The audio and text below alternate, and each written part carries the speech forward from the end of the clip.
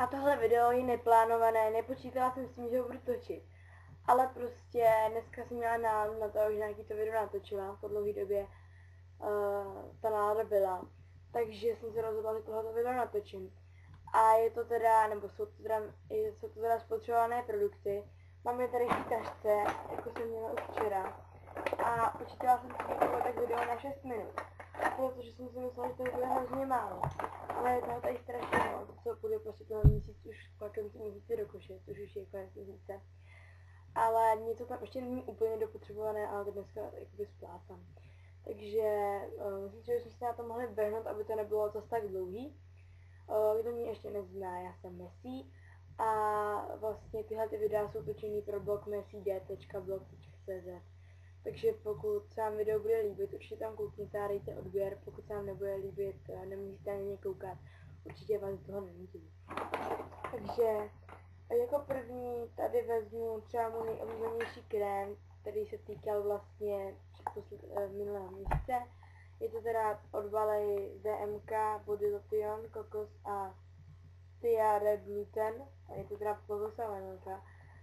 A já jsem ho docela používala.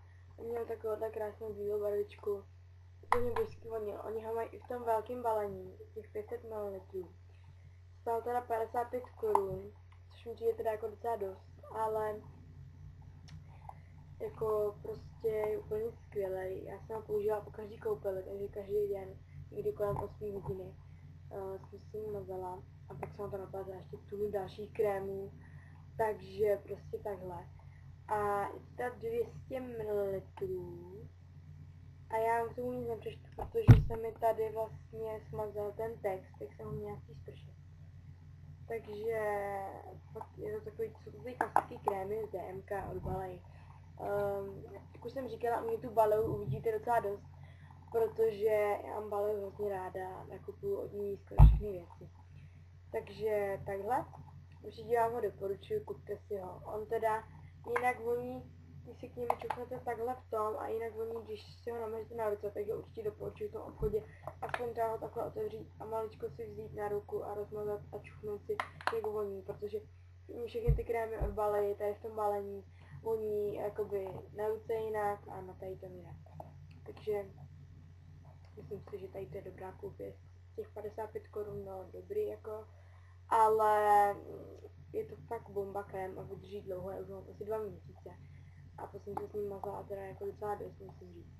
Tak, jako další tady vezmu třeba můj hodně neoblíbený krém, určitě vám ho nedoporučuju. Je to teda krém od Garnier Body. Takhle. Garnieru prostě soft skincare, je to teda na tělo. A je to hydratační zimňující krém. Jinak si nemyslete, že je takhle široký, já jsem si koupila 2. Jeden vlastně používala mamka a jeden já. A oba 2 už jsou vypotřebované, takže jsem vám jsem vzala ukázat oba. Takhle jdu rovnou do koše, protože já jsem si mazala každý den obličej. A je to teda normální a suchou pokožku, já mám suchou pokožku a prostě strašný je nejhorší krém, jaký jsem kdy měla. Protože vlastně si ho dáte na obličej a se tak zhruba po 10 vteřinách vás začne úplně šíleně štípat. Já nevím, jestli to máte taky, ale mě to teda tady ten krém dělal. A měli ho tam vlastně, já jsem koupila v Interspáru, měli ho tam ještě v červený barvě, takový rudý. Já jsem dělala teda tady ten a ten červený, nevím, jestli byl lepší, ale každopádně tady ten určitě ne.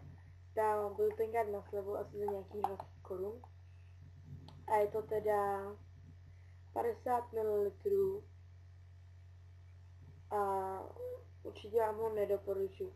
Nevím, zkuste mi napsat, jaký zkušenosti s ním máte vy. Třeba vám úplně sedl, ale mě teda rozhodně ne, ani mojí mamce teda.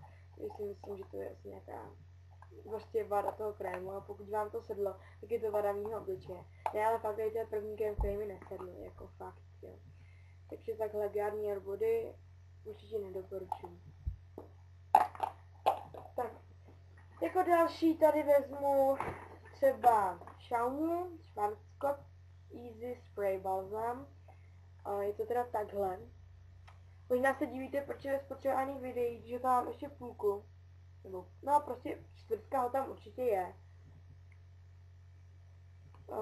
Je to teda vlasy nezatěžující péče pro snadnější rozčesávání bez oplachování, snadné rozčesávání, zdravě vypadající lesk až o 80% silnější vlasy díky kombinaci speciálních aktivních složek s intenzivním posilujícím vitamínem s olejem ze šípkové růže pro vlasy nepodajné a bez lesku.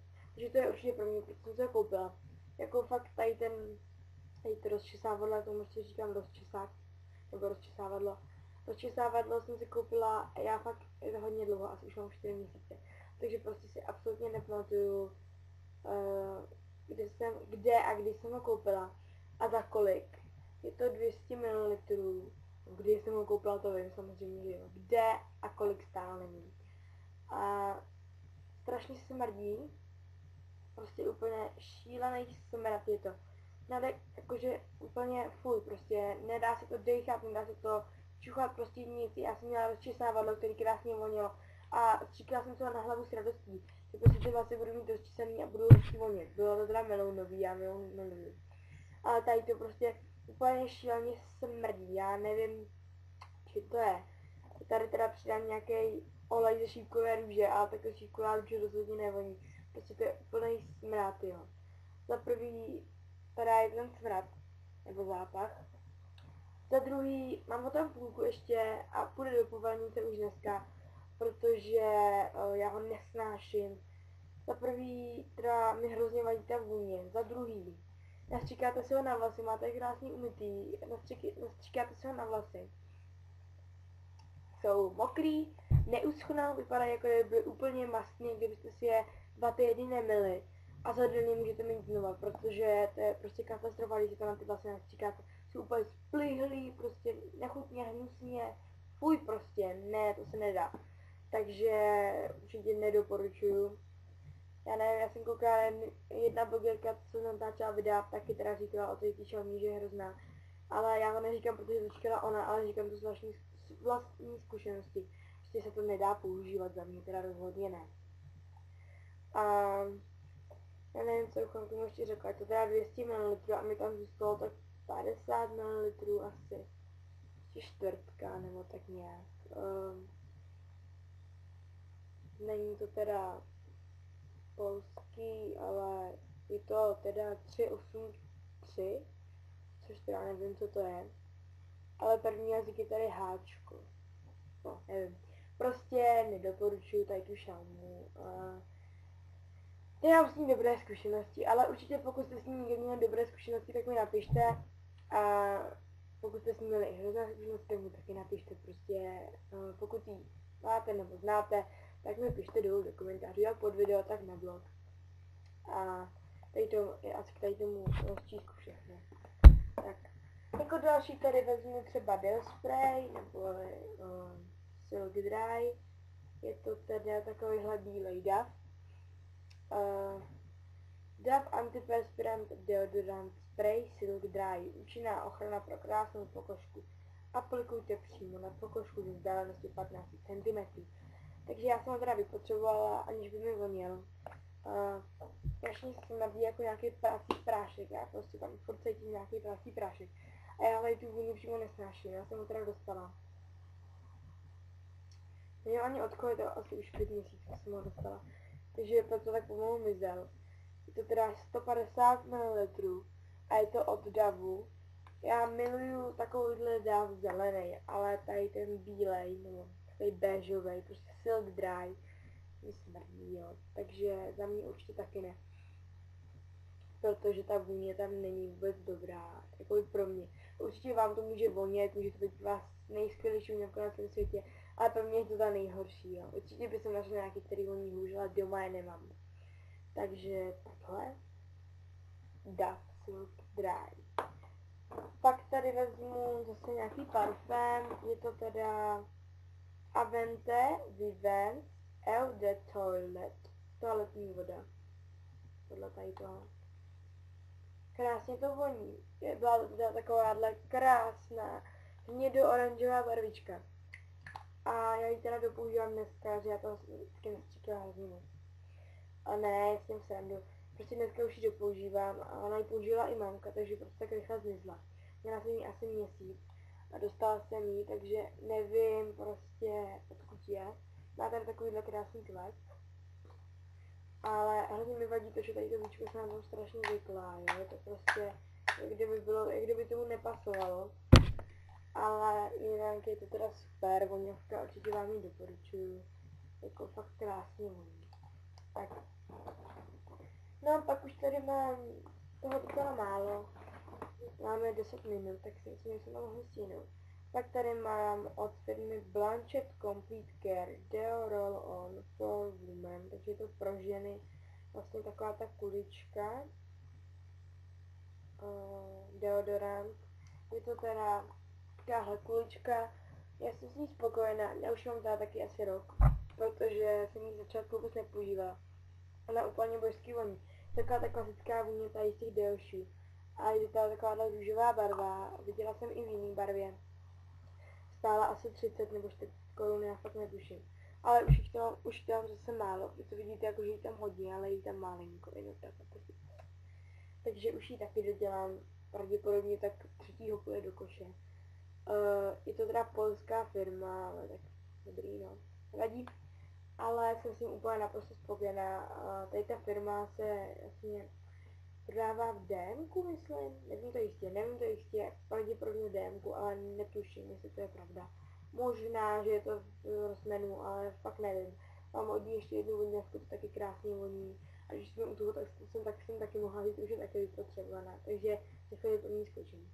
Takhle. Další tady mám 2 vzorky od Valery z DMK, jedný spál 16 korun.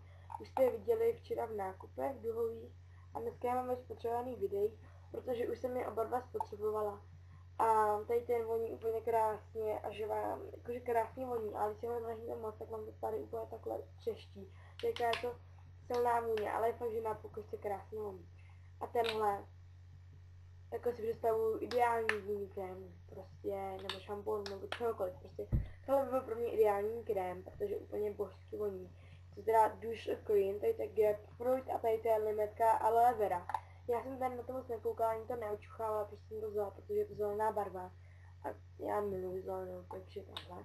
A tady jsem teda očuchávala a to úplně božsky voní. A prostě první, co jsem udělala, když jsem přišla domů, tak jsem se to dala na ruku a rozmazala si to jako krém a ta ruka krásně voněla, jako fakt to vůbec nelepilo. To je 50 ml za 16 korun, jsou to vzorky a mají je tam normálně v DMku. Je to hned první regál v Interspáru tady u nás a z druhé strany teda. A teď už tam nemají tady ty teda, ale mají tam zase nějaký jiný, už byla jsem zase jiný a fakt krásně voní. Takže tady to určitě doporučuji, kupte si to i ve velkým, protože já si, až mi dojde, mejdlo jsem si koupila od Balej, viděli jste v duchových nákupech, tak si koupím tady ten. Tak, jako další tady mám krém.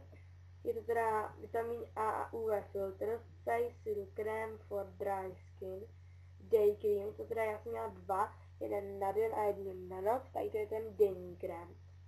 A je to 50 ml, mně se hrozně líbí design té lahvičky, taková matná, nejde vidět jakože dovnitř. A je to asi polský výrobek, tak na to koukám, ale nevím to jistě. Když se otevřu, tak je to vlastně takhle, já už jsem teda vypotřebovaný úplně. A musím říct, že mi teda taky zrovna nějak moc nevoní, já jsem měla 2 a jeden jsem dělala kámošce, protože mi strašně smrděla. Ale jako za časem, pak časem použít, už jsem si ji koupila. Ona byla zabalená, takže jsem to nechtěla v tom obchodě rozbalovat. Ale cítím tam z toho pánskou voňavku, já si prostě nemůžu pomoct. A mě moc pánské voňavky nevoní tohohle typu. Ale je dobré, jo, fakt nevysušuje, opravdu super. Nic tam tomu tady nepíšou moc ani. Distributor je Tesco, takže je to zakoupeno v Tesku, to jsem si že tam kupovala. A to teda Tesco Praha, ale já jsem to kupovala v Varech, takže normálně tam se to dala koupit a měl to na slevu, já nevím, asi 30 korun, to stálo 20 možná, já jsem netuším, jo, taky dlouho jsem to kupovala. Tak, už tady mám jenom 5 věcí, jako další tady vezmu teda pečující kosmetiku, nebo mám tady jenom jednu pečující kosmetiku, jsem teda myslím. Je to tady ten peeling od All About Face, je to teda 100 ml, je to Face Peeling Gel Já mám teda trošku mokrý, že jsem ho měla ve spěcháči. A krásný voní, opravdu suprově. A já se nanesu na ruku. Asi ne. Ještě troška voda zbyla. Ne, tak nezbyla. Dobře. Ne, nic tam není. Nic asi neuvidíte. Prostě je to takový ten gel, jak má ty malinkatý kuličky, jo. A já ho mám hrozně ráda. Koupila jsem si 2. Takže ho uvidíte ještě jednou v nějakém videu, protože to mám ještě jeden a tady ten jsem teďka dopotřebovala. Je to 100 ml. Je to peelingový gel, odstraňuje odumřelé buňky, čistí pory do hloubky a zanechává zářivou pokožku. Já jsem teda splachovala vodou, protože když to sundáváte vlastně, jak na ubrouzkama, ať jsou mokrý nebo suchý, tak to je prostě špatně. Ale jinak je opravdu dobrý, takže tady ten vám opravdu doporučuji. Tak, a jako další, tady mám tu voňavku od tady té firmy, jak jsem vám ukazovala ten kuličku, tak tady mám Blanchett Complete Care, to teda to samá firma. A je to takhle deo spray. A body spray teda, deodorant for women, a je to teda 150 ml. A já jsem s ním úplně naprosto spokojená. Krásně voněl, já nevím, jestli ještě bude stříkat, jo, trošku jo. On je opravdu krásná vůně a já ho mám hrozně ráda. Je to jako jenom 150 ml, ale to jsou asi všechny, nebo ne, mám jiný vůňavky, který mají 200. Ale ne, fakt ho mám ráda. Určitě se ho koupím znovu, jestli někde sežiju, protože už je dlouho, co jsme ho kupovali s mamkou. A už je tam opravdu takový zbytek. Krásně to voní, určitě vám ho doporučuji, jestli to někde uvidíte, tak se určitě kupte. Nevím, co bych mu ještě řekla, prostě je úplně skvělý, no.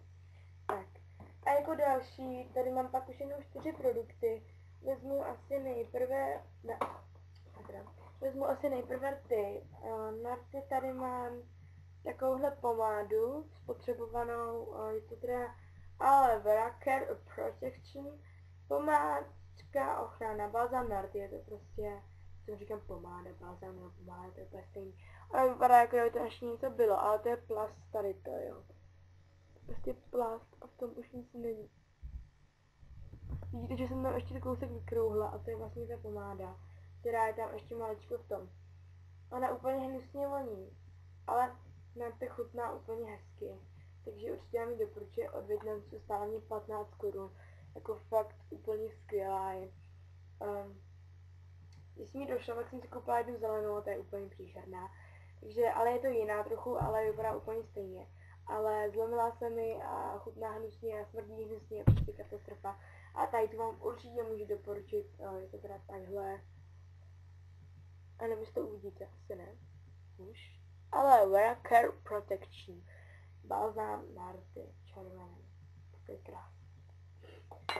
Tak, pak už tady máme 3 produkty, 2 řasenky a 1 make-up, takže vezmu první ten make-up. On teda ještě není úplně potřebovaný, ale já ho mám hrozně ráda, ale už ho tam je fakt maličko. Čau, Béďo! Už je tam je fakt maličko. A je to teda odstín 01 Ivory. Je to od New York Color, takhle Nick. A odstín 001 Ivory, já se nekupuju žádný jiný make-up v jiném odstínu. Je to 30 ml, asi neuvidíte, ale je prostě úplně skvělý, krásný odstín, je to, já ho tam mám teda ještě poněkud docela dost, ale vyplejtám ho za chvíli, takže určitě taky bude pak do koše, až bude prázdný, úplně já koupím si stejný, teda doufám, že bude stejný. Je teda takhle a když ho rozmažu, mám takovou krásnou vyhlazující barvu, že vám trošku splije s vaší barvou pleti a jakoby asi neuvidíte moc. Ne, prostě tady mám takhle make-up a tady mám ruku. Ne, to neuvidíte. To je jedno, prostě má takový skvělý potom, že vám jakoby splije s tou vaší barvou pleti, že to nejde až zase tolik vidět, že ten make-up máte. Zahladí vám vlastně všechny nedostatky a píšete, že vydrží 8 hodin, nevydrží 8 hodin, fakt ne. Ale je fakt bombastický, určitě vám ho doporučuji. Fakt netuším, kolik stojí, protože jsem ho dostala, ale je fakt skvělý. Tak. A pak už tady mám jenom ty dvě řasenky, jednu vezmu tu hroznou, nekvalitní, prostě příšernou, je to taková ta řasenka, tenkrát byla v bravíčku, ta malička a má tady na těch, má takovýhle jakože potisky rtů. Takhle. Má takové potisky rtů a má teda super kartáček, to musím uznat. Ale řasenka tam není už vůbec žádná.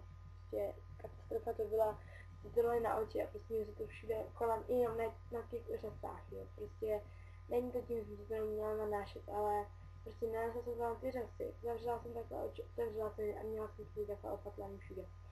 Takže tady ta řasenka určitě ne. A měla jsem s ní více problémů, třeba to, že mi dělala, že tam takhle vlastně zůstalo tohle a nešlo to vytáhnout, přitom to mělo být v tom víčku.